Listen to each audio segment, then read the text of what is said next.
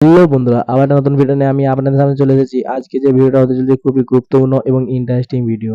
আজকে যে ভিডিওটা আমি রিঅ্যাকশন দিতে চলেছি, আদম সৃষ্টি হওয়ার সময় জমিন কেন মাটি দিতে চায় না, সেই সম্পর্কে এই ভিডিওটা নিয়ে আলোচনা করব। তো এই ভিডিওটা খুবই আশ্চর্যজনক একটা ভিডিও হতে চলেছে। ভিডিওটা খুবই গুরুত্বপূর্ণ এবং ইন্টারেস্টিং হতে চলেছে। বন্ধুরা, আপনারা মন দিয়ে একটু সময় পেলে ভিডিওটা দেখবেন। খুবই একটা ভালো ভিডিও। তো চলুন বন্ধুরা, ভিডিওটা দেখা যাক। ওকে বন্ধুরা। আসসালামু আলাইকুম ওয়া রাহমাতুল্লাহ। আমরা জানি ইবলিস ছিল আল্লাহর প্রিয় বান্দাদের একজন। ইবলিস যাতে কোনোভাবেই হযরত আদম আলাইহিসসালামের উপর ঈর্ষাপরায়ণ না হয় বা হিংসা বিদ্বেষ পোষণ না করে, এজন্য আল্লাহ রাব্বুল আলামিন আদম আলাইহিসসালামের দেহের অবয়ব তৈরির পর ৪০ বছর পর্যন্ত এই দেহটাকে ফেলে রাখেন কোনো রূহের সঞ্চার না করে। দেখা যেত প্রতিদিনই মাটির তৈরি এই মানব দেহটি পড়ে থাকতো আর ইবলিস এর চারপাশে ঘুরে বেড়াত। এই দেহটি বছরের পর বছর পড়ে থাকলেও ফেরেশতারা যখনই আদমের এই নিথর দেহটি দেখত খুব ঘাবড়ে যেত। সবচেয়ে বেশি ভয় পেত ইবলিস। ইবলিস আদম আলাইহিসসালামের দেহের খুব কাছাকাছি দিয়ে আনাগোনা করত। মুহাদ্দিসগণ বলেন, জান্নাতে হাজার হাজার বছর ইবলিস থাকলেও আদমের নিথর দেহটি সৃষ্টি হওয়ার পর থেকে ৪০ বছর পর্যন্ত ইবলিস প্রতিদিন নিয়ম করে তার আশপাশে ঘুরত আর বিড়বিড় করে বিভিন্ন কথা বলতো এবং তাকে বিভিন্নভাবে আঘাত করত। ফলে দেহটি ঠনঠনে পোড়ামাটির মতো শব্দ করত। এ কারণে মানুষ সৃষ্টির উপাদানকে পোড়ামাটির মতো ঠনঠনে মাটি বলে অভিহিত করা হয়েছে। প্রিয় দর্শক, আপনি জেনে অবাক হবেন, হযরত আদম আলাইহিসসালামকে সৃষ্টির পূর্বে আল্লাহ রব্বুল আলামিন হযরত জিবরাইল আলাইহিসসালামকে জমিনে প্রেরণ করেন। হযরত জিবরাইল আলাইহিসসালাম এসে মাটি নিতে চাইলে জমিন বলল, তুমি আমার অঙ্গহানি করবে বা আমার উপর খুঁত সৃষ্টি করবে, এই ব্যাপারে তোমার কাছ থেকে আমি আল্লাহর কাছে পানাহ চাই। এর ফলে জিবরাইল আলাইহিসসালাম মাটি না নিয়ে আল্লাহর দরবারে ফিরে গেলেন। আল্লাহ সবই জানতেন এবং জিবরাইল আলাইহিসসালাম আল্লাহর দরবারে বললেন, হে আল্লাহ, জমিন আপনার আশ্রয় প্রার্থনা করায় আমি তাকে ছেড়ে দিয়েছি, মাটি আনতে পারিনি। আল্লাহ কিছু না বলে হযরত মিকাইল আলাইহিসসালামকে মাটি আনার জন্য প্রেরণ করলেন। জমিন মিকাইল আলাইহিসসালামের কাছ থেকেও আশ্রয় প্রার্থনা করে। তারপর মিকাইল আলাইহিসসালামও ব্যর্থ হয়ে আল্লাহর দরবারে ফিরে যান এবং একই কথা বলেন। আল্লাহ জবাবে কিছু না বলে এবার হযরত আজরাইল আলাইহিসসালামকে মাটি আনার জন্য প্রেরণ করেন। এরপর আজরাইল আলাইহিসসালামকে দেখে জমিন বলল, তুমি আমার অঙ্গহানি করবে বা আমার উপর খুঁত সৃষ্টি করবে, এই ব্যাপারে তোমার কাছ থেকে আমি আল্লাহর কাছে পানাহ চাই। সাথে সাথে আজরাইল আলাইহিসসালাম জবাব দিলেন, তুমি যে আল্লাহর কাছে পানাহ চাও, আমি সেই আল্লাহর নির্দেশ নিয়ে এসেছি। মনে রেখো, আল্লাহর নির্দেশ পালনে আমার মধ্যে কোনো দয়া মায়া নেই। আল্লাহ যা বলেন আমি তাই করি। অন্য ফেরেশতাদের মতো তুমি আমাকে দয়ালু পাবে না, আমি অনেক কঠোর স্বভাবের। হে জমিন, আজ তোমার দেহের বিভিন্ন অংশ থেকে খামচি দিয়ে আমি মাটি তুলে নিয়ে যাব। একইভাবে এই জমিনে আল্লাহর সৃষ্টি করা যে কোনো প্রাণের মৃত্যুর সময় ঘনিয়ে এলেও আমি পিছপা হব না। এই কথা বলেই হযরত আজরাইল আলাইহিসসালাম পৃথিবীর বিভিন্ন স্থান থেকে সাদা, কালো, ধূসর রঙের কিছু মাটি সংগ্রহ করে একত্রে মিশিয়ে নিয়ে যান। প্রিয় দর্শক, এ কারণেই বর্তমান পৃথিবীর মানুষের গায়ের রং বিভিন্ন রকম হয়। কেউ সাদা তো কেউ কালো, আবার কেউ তাম্র বর্ণের, ইংরেজিতে যাদেরকে ব্রাউন পিপল বলা হয়। তো যাই হোক, মানুষের বিভিন্ন গায়ের রঙের তারতম্য এ কারণেই যে মানব সৃষ্টির পূর্বে পৃথিবী থেকে মাটি নেওয়ার সময়ও বিভিন্ন রঙের মাটি নিয়ে গিয়েছিলেন আজরাইল আলাইহিসসালাম। আজরাইল আলাইহিসসালাম মাটি নিয়ে উপস্থিত হলে আল্লাহ তাআলা সেই মাটিগুলোকে ভিজিয়ে নেন। ফলে সে মাটিগুলো আঠালো হয়ে যায়। সূরা হিজরের ২৮ থেকে ২৯ নং আয়াতে আল্লাহ বলেন, স্মরণ করো যখন তোমার প্রতিপালক ফেরেশতাদেরকে বললেন, কাদামাটি দিয়ে আমি মানুষ সৃষ্টি করতে যাচ্ছি। যখন আমি তাকে সুঠাম করব এবং তাতে আমার রূহ সঞ্চার করব, তখন তোমরা তার প্রতি সিজদা অবনত হবে। সুবহানাল্লাহ। তো এরপরে আল্লাহ তাআলা আদম আলাইহিসসালামকে নিজ হাতে সৃষ্টি করেন, যাতে ইবলিস তার ব্যাপারে অহংকার করতে না পারে।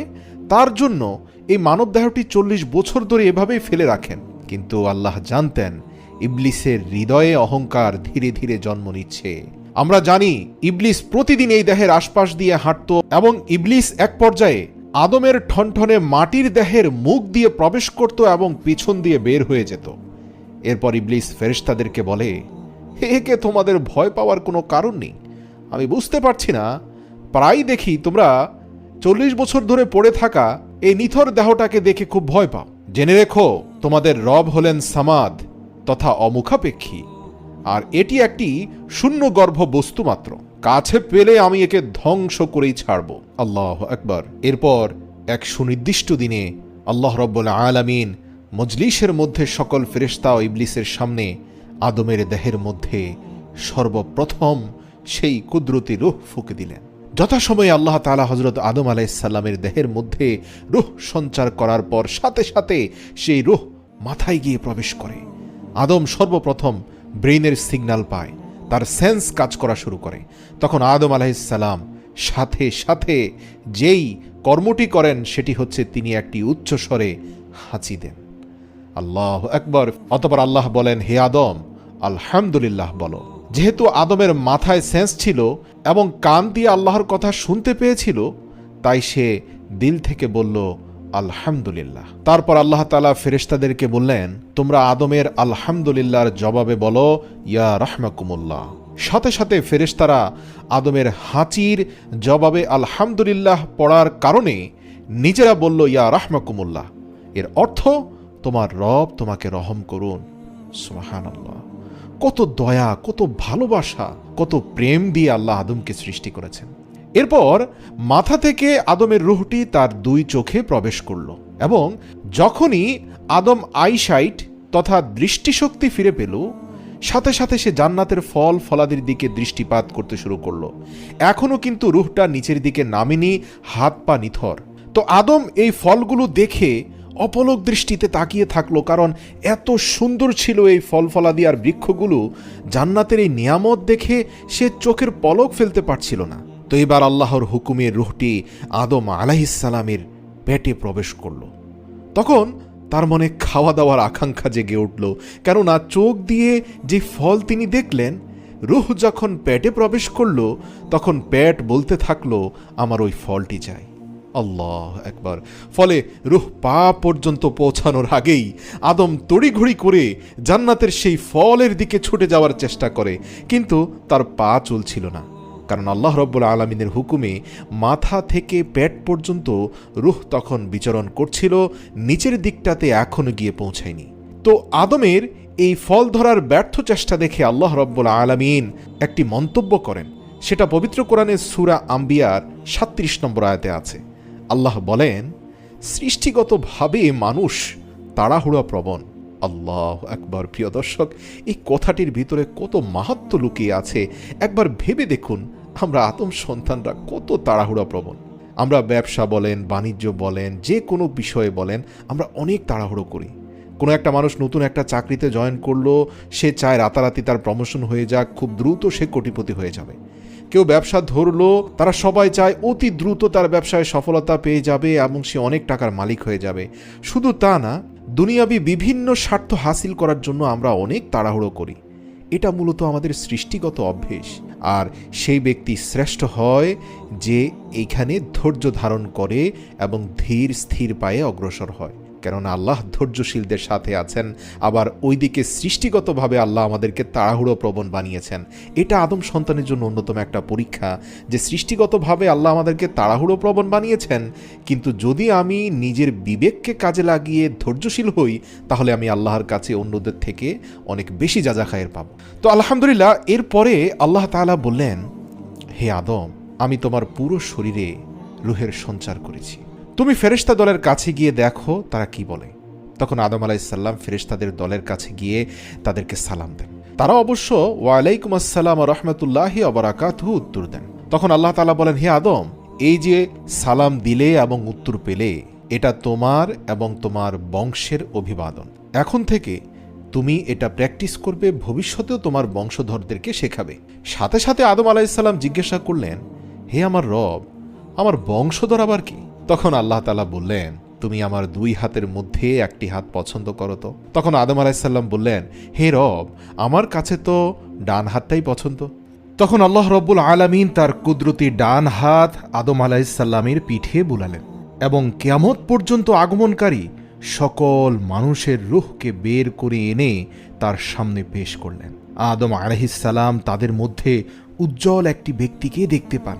এরপর আদম আলাইহিসসালাম আল্লাহ তাআলার কাছে জিজ্ঞেস করলেন, হে আমার রব, উনি কে? তখন আল্লাহ তাআলা বলেন, সে তোমার সন্তান দাউদ। আদম আলাইহিসসালাম জিজ্ঞাসা করলেন, তার আয়ু কত? তখন আল্লাহ তাআলা বললেন, তার আয়ু তোমার সকল নবীদের মধ্যে সবচেয়ে কম, মাত্র 60 বছর। তখন আদম আলাইহিসসালাম বললেন, হে আমার রব, আমার আয়ু থেকে আমার এই প্রিয় পুত্রকে আরও 40 বছর আয়ু বৃদ্ধি করে দিন। সেই অনুযায়ী আদম আলাইহিসসালামের বয়স থেকে 40 বছর নিয়ে হযরত দাউদ আলাইহিসসালামের বয়স 40 বছর বৃদ্ধি করা হলো। কিন্তু হযরত আদম আলাইহিসসালাম আল্লাহর তরফ থেকে 1000 বছরের আয়ু পান, যেটা আল্লাহ তাআলা আদম আলাইহিসসালামকে জানিয়ে দিয়েছিলেন সৃষ্টির শুরুতেই। তো আদম আলাইহিসসালামের আয়ু যখন শেষ হয়ে যায়, তখন জান কবজ করার জন্য আজরাইল আলাইহিসসালাম আদম আলাইহিসসালামের কাছে আসেন। তখন আদম আলাইহিসসালাম বলেন, আমার আয়ু তো আরও 40 বছর বাকি আছে। তখন আজরাইল আলাইহিসসালাম বললেন, কেন? আপনি তো আপনার সন্তান দাউদ আলাইহিসসালামকে 40 বছর বয়স দান করেছিলেন। কিন্তু হযরত আদম আলাইহিসসালাম সেটি অস্বীকার করে বসেন।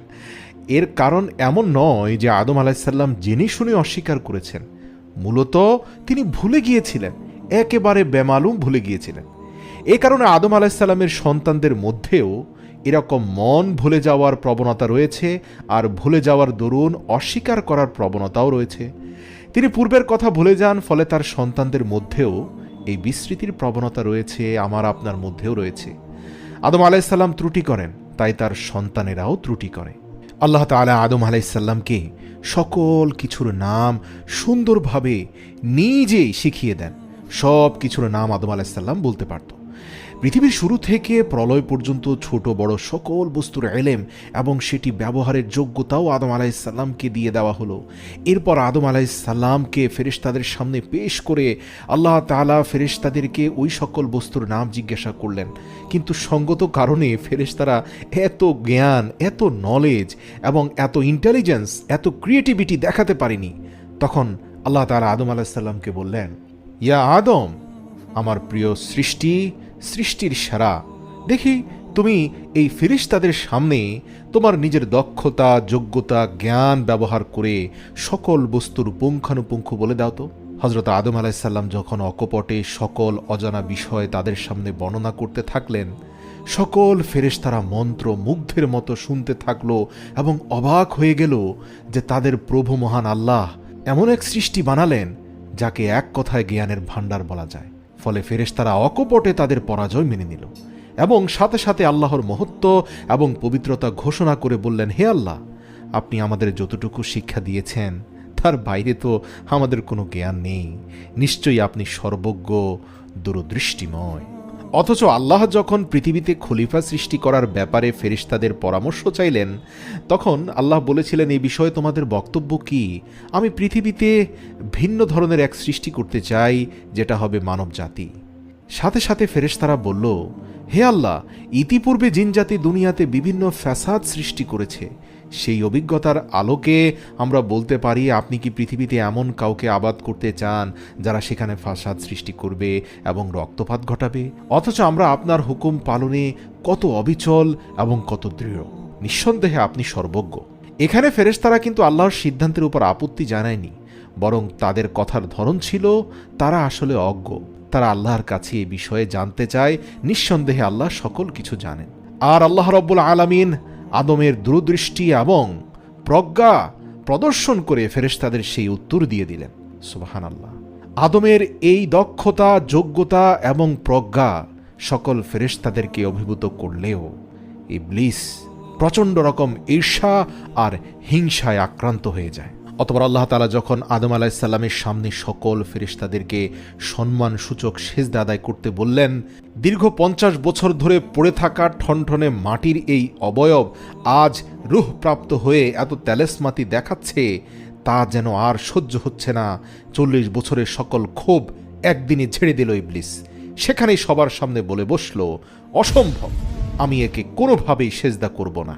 আমি আগুনের সৃষ্টি, আমি শ্রেষ্ঠ, আর সে মাটি, ঠনঠনে কাদামাটি, যেটা কাদায় রূপান্তর হয়, আমি সে মাটির সৃষ্টিকে সেজদা করব? ফলে ইবলিস কাফিরদের অন্তর্ভুক্ত হয়ে গেল। ইবলিস সে সময় নিজের পক্ষে যুক্তি পেশ করে বলল, তো বন্ধুরা দেখতে পেলেন ভিডিওটা দেখে খুবই একটা আশ্চর্যজনক ঘটনা এই ভিডিওর মাধ্যমে জানলাম। খুবই একটা গুরুত্বপূর্ণ ঘটনা ভিডিওর মাধ্যমে জানলাম। খুবই ভালোই লাগলো। তো বন্ধুরা দেখতে পেলেন ভিডিওটা খুবই ভালো। তো বন্ধুরা ভিডিওটা যদি ভালো লেগে থাকে লাইক, শেয়ার এবং কমেন্ট